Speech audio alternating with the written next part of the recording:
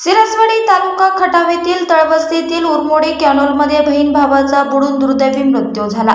यातील 5 वर्षाच्या बालिकेचा मृतदेह सापडला होता, तर 7 वर्षीय मुलाचा आज बुधवारी सकाळी गोपुंज हद्दीतील आरे नावाच्या शिवारानजीकच्या कॅनॉलमध्ये मृतदेह सापडला। रिया शिवाजी इंगळे, सत्यम उर्फ कनू शिवाजी इंगळे अशी मृत बालकांची नावे आहे। या घटनेमुळे सिरसवाडी गावावर शोककळा पसरली। सिरसवाडी येथील शिवाजी नानू इंगळे यांची दोन्ही मुले गोपुंजवाडा ते शिक्षण घेण्यासाठी जात होती।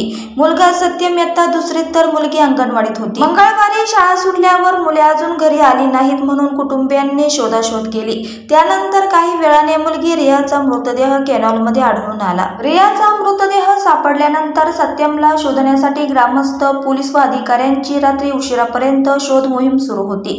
पावसामुळे मदत कार्यात अडथळा निर्माण होत होता। आज सकाळी सत्यमचा मृतदेह आढळून आला। यावेळी सिरसवाडी, गोपुंज, गुरुसाळे आदी ग्रामस्थांनी मोठी गर्दी केली होती। या घटनेचा अधिक तपास पोलीस करत आहेत।